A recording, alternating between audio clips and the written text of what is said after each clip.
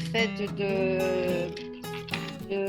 de rebondir suite à un, je sais pas, un traumatisme ou enfin quelque chose d'a priori négatif, quoi, en fait. C'est la capacité à, oui, à rebondir. Enfin, je sais pas quel est le terme exact. Alors, attends, faut que j'arrive à le mettre. C'est ça, donc c'est la capacité à rebondir. Et là, je dois développer de la résilience pour rebondir, Et surmonter des chocs. pour admettre. Alors, comment je fais? Pour admettre quelqu'un de plus. Non, c'est bon. Ok. C'est ça, c'est revenir, de rebondir suite à un choc. Et je trouvais que le thème était assez à propos Ah bon? actuellement. Rebondir par rapport à un choc et puis pouvoir anticiper aussi la suite. Donc, je vais démarrer. Donc, déjà, vous présenter très rapidement Inspire. Donc, pour ceux qui me connaissent, en fait, j'ai une activité professionnelle, voilà, qui s'appelle Art et Management et Inspire, en fait, m'est venue pendant cette crise, on va dire, et j'étais inspirée. Et du coup, je partage des méthodes pour mieux vivre ce changement. Bon, il y a une prise de conscience collective. Et puis, le fait d'être confiné, chacun à l'intérieur, bah, ça fait voir les choses autrement. De là, j'ai invité d'autres inspirateurs, inspiratrices, dont Jennifer qui est là, voilà, avec qui j'ai animé un webinaire sur le massage et qu'on refait le vendredi 17 avril. Et puis d'autres personnes. Donc demain, il y a Franck qui anime un webinaire sur les fréquences vibratoires et ce qui se passe dans nos cellules et comment guérir. Et puis Mélodie qui est là aussi et qui anime un webinaire mardi sur la paix intérieure. Donc l'idée, bah, c'est de se réaligner sur soi. Ah, j'ai un participant là. Hop, voilà.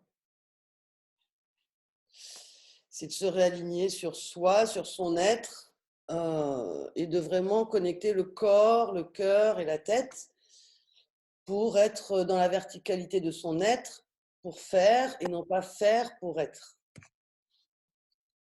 Alors, Hakim, est-ce que tu nous entends? Bon, il n'est pas encore là. Donc, le 1 de 1, donc l'unicité, de se retrouver dans l'unicité de soi, pas dans la dualité, et de revenir à son essentiel, à ses envies et vivre autrement. Donc, effectivement, la résilience en fait partie parce que c'est la capacité de rebondir, mais en restant aligné avec ce que je veux vraiment, ce que je suis vraiment. Alors, donc la résilience, bah, plusieurs définitions, notamment celle de Boris, je ne dirais pas son nom, j'arrive jamais à dire son nom. Donc, c'est de surmonter une altération par rapport à l'environnement. Donc, surmonter un changement, mais surtout à réussir positivement. Alors, positivement, c'est très subjectif, hein. Pour chacun, le mot positif. Et c'est justement par rapport à soi, par rapport à ses besoins, qu'on va définir cette capacité à se développer de façon positive par rapport à un stress, à une adversité. Alors, le mot crise, en fait, vient du grec et ça veut dire changement. Mais on est sans arrêt en changement. Simplement, on est en changement continu. Et puis, de temps en temps, il y a des changements disruptifs comme celui qu'on est en train de vivre parce que d'un coup, ben, on est obligé de vivre et travailler autrement, de communiquer autrement. On ne peut plus se déplacer. Donc, il faut pouvoir interagir autrement et de pouvoir continuer à vivre sans être déprimé. Et beaucoup de personnes vivent cette période difficilement, hein, parce que ça met en question sa sécurité matérielle. Quand on a un travail à l'extérieur, ça met en question beaucoup de choses. Donc, on passe par des phases qui peuvent être très déprimantes. Donc, comment aussi être résilient pendant la crise, hein, pas uniquement en sortie de crise, mais pendant cette crise, comment faire en sorte d'être résilient. Moi, ma façon d'avoir été résiliente, bah, ça a été de créer Inspire. Ça m'a généré de la créativité, de l'envie, ça m'a donné un projet et ça m'a procuré énormément de plaisir tout en répondant à mon besoin de contribuer, Donc, on a tous des différents besoins, donc un besoin de contribuer. Ça va, vous êtes tous là? Ok. Alors, qu'est-ce qui se passe dans le changement? Je pense que beaucoup ont dû voir cette courbe, la courbe du changement. Vous la connaissez? Vous l'avez déjà vue?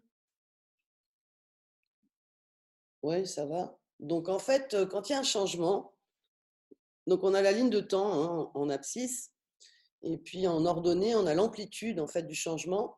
Quel que soit le changement, on passe par ces phases. Alors, vous voyez là tout de suite le saut de Tarzan, hein, c'est ce que tout le monde voit tout de suite. C'est comment on fait le saut de Tarzan. Ben, le saut de Tarzan, c'est surtout quand il y a un changement qu'on initie.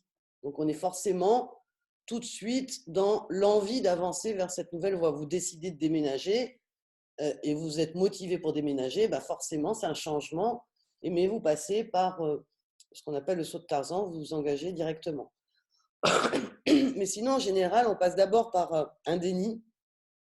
Alors, je ne sais pas vous, mais bon, quand la crise est arrivée, bah ça, on est un peu dans le déni, quoi. C'est pas grave, c'est une grippe comme une autre, ça se passe ailleurs, ça n'arrivera pas en France.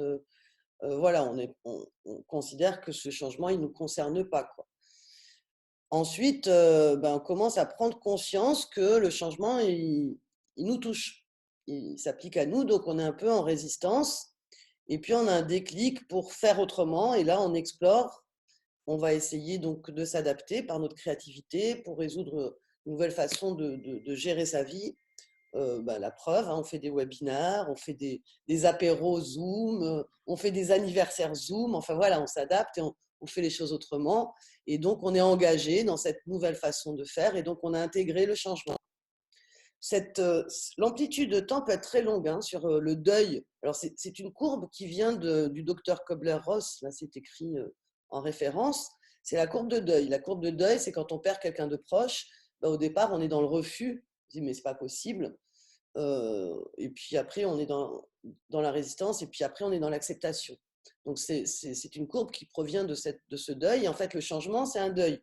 Parce qu'on fait le deuil sur ce qui s'était passé avant, pour explorer des nouvelles façons de vivre et de faire. Et donc, ce que j'allais dire sur l'engagement, c'est ben, qu'une fois que qu'on est dedans, ben, on a accepté ce changement. Donc, oui, sur la ligne de temps, un deuil peut prendre plusieurs mois, plusieurs années. Mais l'amplitude de temps va dépendre du type de changement et de quelle sécurité interne on parle. Est-ce qu'on parle de sécurité émotionnelle, de sécurité matérielle? À ça, je voulais vous donner donc l'approche par les neurosciences complétées.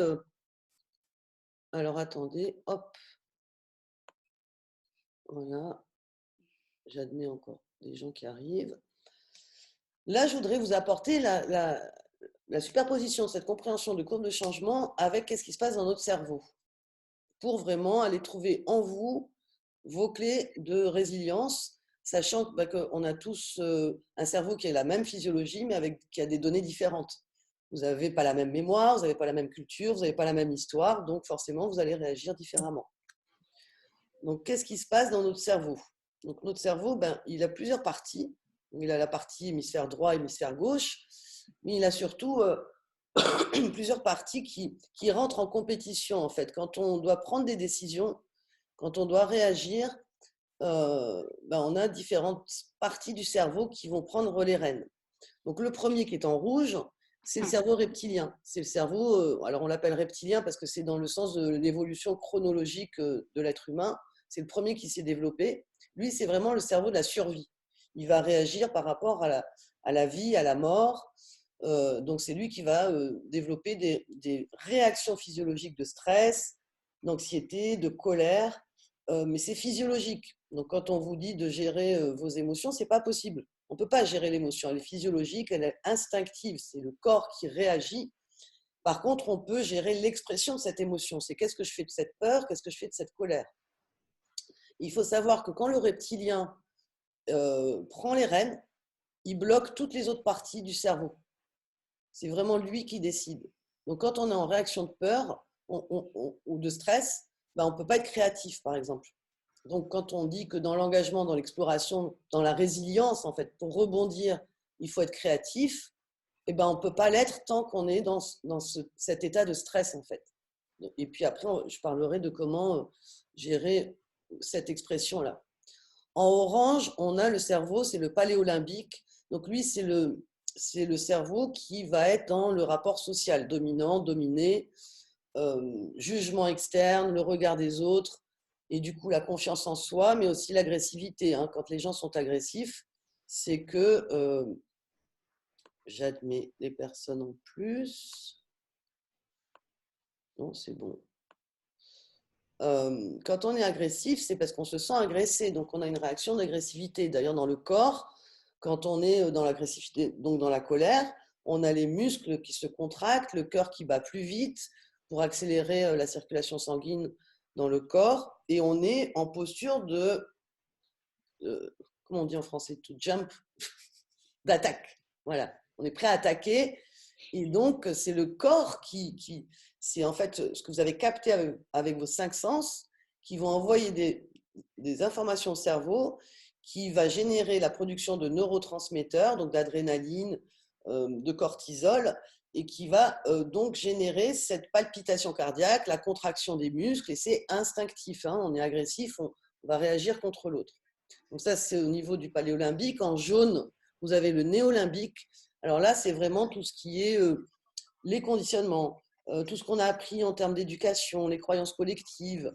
C'est là où on va apprendre à gérer ou à exprimer nos émotions. Mais il est toujours automatique, c'est-à-dire on ne le contrôle pas. Et celui qu'on va réussir à plus contrôler, donc et quand je dis contrôle, c'est en conscience, c'est-à-dire qu'on est conscient, c'est le bleu, c'est le néocortex, donc c'est toute la partie préfrontale de votre cerveau qui, lui, s'adapte au changement, c'est lui qui va être créatif, c'est lui qui va trouver des nouvelles idées, c'est lui qui va réguler l'expression des émotions, et en fait, il consomme énormément d'oxygène. Il consomme 80% d'oxygène du cerveau, donc en fait, on s'est adapté pour faire en sorte qu'il ne consomme pas trop d'oxygène. Donc on est beaucoup en mode automatique. Alors on est... à combien pensez-vous qu'on est en mode automatique? Combien d'actions automatiques on fait en pourcentage par jour?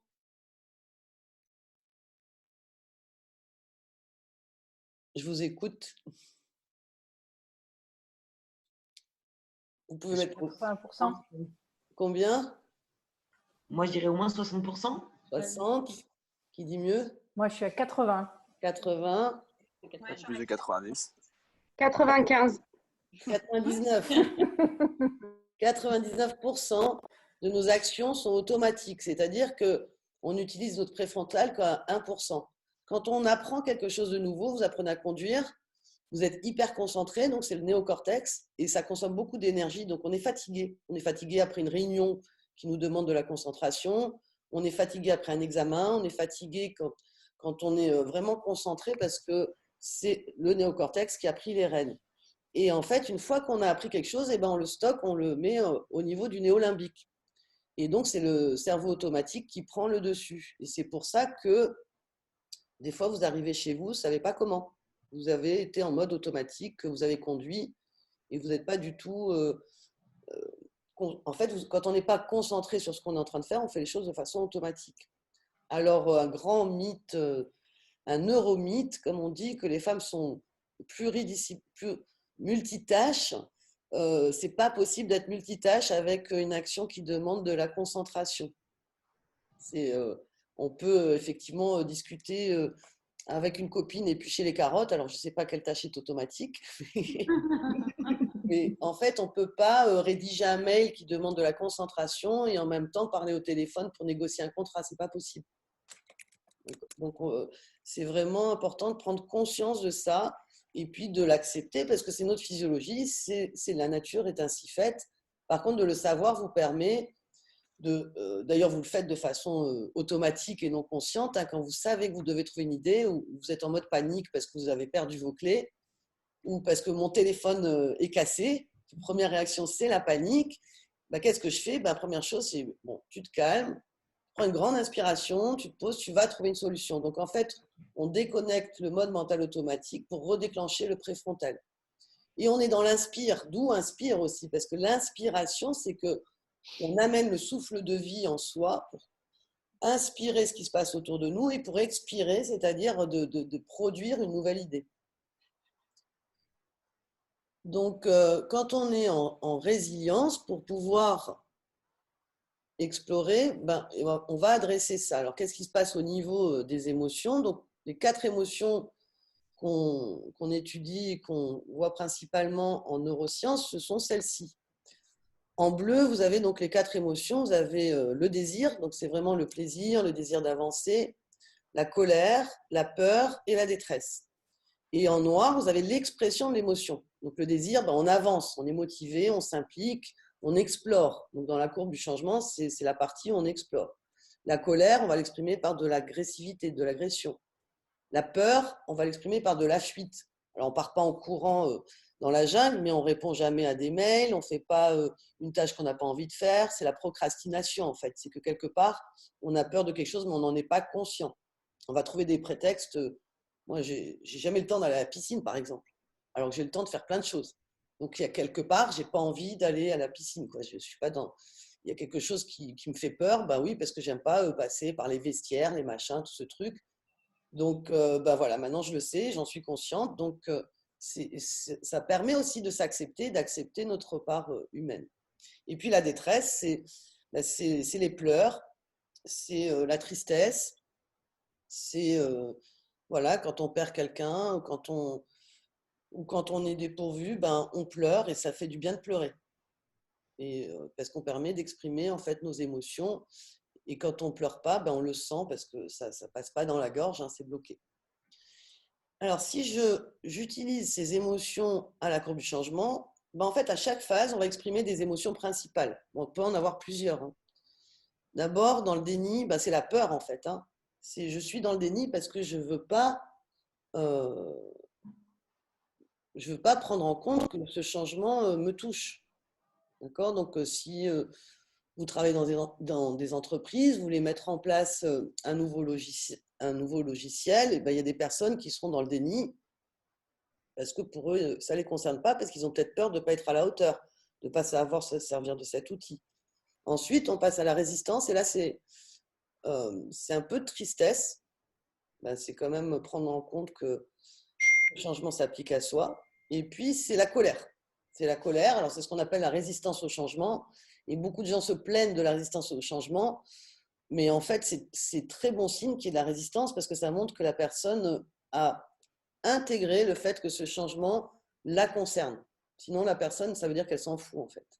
Et puis, on a un déclic, et c'est là où on s'engage, pardon, et c'est là où on est en résilience en fait. La résilience, c'est la capacité à obtenir ce déclic qui va nous donner envie d'explorer. Si on n'a pas ce déclic, on peut chuter et là, on part en dépression, en burn-out. Et c'est ce qui se passe aussi souvent parce qu'on n'a pas eu le déclic. Alors, soit on arrive à avoir le déclic de l'intérieur, soit on va aller, on se fait aider. On se fait aider pour avoir un regard externe. On va lire, on va faire peut-être du développement personnel, on va aller chercher ce déclic ailleurs. On peut développer sa créativité. Il y a différentes façons de générer ce déclic. Et la résilience est la capacité à aller trouver ce déclic en soi pour remonter la pente et aller vers l'exploration. Et c'est là où on va voir comment faire. La créativité, donc je vous en ai beaucoup parlé. La créativité, c'est pas, je ne parle pas uniquement de créativité artistique, hein, ça peut être simplement avoir envie de faire une activité avec ses mains. Hein, ça peut, on peut faire moi je fais des journaux créatifs. On n'est pas obligé de faire des grandes peintures. Quoi. Se faire plaisir. Là, j'ai mis 2 petits bonhommes qui dansent. Hein, on peut faire de la danse. On peut je parle des voies d'exploration par rapport à notre contexte actuel, hein, principalement. Donc, se faire plaisir de différentes manières. La méditation, pourquoi c'est utile? Non seulement ça permet effectivement au corps de se relâcher, de se détendre, mais aussi ça permet aux émotions, aux ressentis de revenir dans l'instant présent. Parce qu'en fait, nos émotions, soit on est dans le passé, et là on est triste et nostalgique du passé, soit on est dans le futur et on est anxieux par rapport au futur, parce qu'on ne sait pas ce qui va se passer. Donc le fait de pratiquer la méditation vous permet de revenir dans l'instant présent. Alors du sport, bon, le ballon dans l'appart c'est difficile, mais on peut faire du sport, hein, chacun a ses activités sportives, et ce n'est pas moi qui vais vous donner des exemples, parce que ça par contre, mais Jennifer pourrait, ou même Lorraine, hein, qui fait ses exercices tous les jours. Le jardinage, quand on a un petit bout de jardin ou quand on peut toucher un peu la terre, ça fait du bien parce qu'on se reconnecte à la terre. La cuisine, le fait de vouloir découvrir, la lecture, voir des films. Alors des films, pas les films angoissants de pandémie ou d'épidémie mondiale ou je ne sais quoi, parce que ça fait que rajouter du stress. Et puis jouer, alors que ce soit jouer derrière l'ordi, tout ça dans sa juste mesure, ou jouer, avoir des jeux. Voilà, donc ça, c'est différentes voies d'exploration pour aller chercher des déclics. En fait, c'est vraiment trouver des façons d'alimenter votre cerveau avec de la dopamine et de la sérotonine, qui sont les deux neurotransmetteurs du plaisir. Pourquoi? Parce qu'on ne peut pas lutter contre le stress, on ne peut pas lutter contre la tristesse. Ce sont des réactions instinctives, automatiques de votre cerveau, mais par contre, on peut compenser en amenant du plaisir, de l'amour. Et quand je dis l'amour, c'est l'amour dans le sens plaisir et au sens universel, pour aller ramener de la lumière sur l'obscurité, si vous voulez. Hein. C'est comme si on est dans l'ombre, on peut pas. Vous êtes il fait nuit, vous êtes dans une pièce où il fait sombre, vous ne pouvez pas lutter contre l'obscurité. Par contre, vous pouvez appuyer sur le bouton lumière. Vous êtes dans une tempête, vous ne pouvez pas lutter contre la tempête. Par contre, vous allez chercher à vous ancrer, à faire en sorte que vous ne tombiez pas du bateau si vous êtes sur le bateau. En fait, on ne peut pas lutter contre ce qui est, donc contre la crise actuelle. Hein. On peut se mettre en colère par rapport aux différentes polémiques qui sont actuellement aux informations. Mais on peut arriver de l'intérieur à aller trouver des sources de plaisir, d'énergie, d'amour qui font qu'on va mettre de la lumière sur cette obscurité qui génère du stress en nous pour générer plus de neurotransmetteurs. Et c'est vraiment de la chimie du cerveau. C'est d'aller voir en soi de quoi j'ai envie, qu'est-ce qui me fait plaisir et qu'est-ce qui me ferait du bien pour que je puisse vivre mieux cette crise. En fait, tout est dans le choix que vous faites, de la façon dont vous la vivez à l'intérieur de vous. Alors que ce soit cette crise ou n'importe quel autre changement. C'est classiquement, c'est le verre à moitié plein, à moitié vide. Donc, c'est vraiment de savoir comment je vais appréhender cette situation. Je ne peux pas changer l'extérieur, mais comment moi, je peux changer la façon dont je le vis et dont je le perçois et dont je le vois. Voilà. Et pour ouvrir le débat, je voulais que vous puissiez partager peut-être, vous, quelles sont vos voies d'exploration. Enfin, l'idée, c'est vraiment de partager et d'être dans la co-création, hein, d'avoir des idées aussi différentes et de voir comment chacun de vous, ou si vous avez des questions sur les slides que j'ai passés, je suis à votre écoute.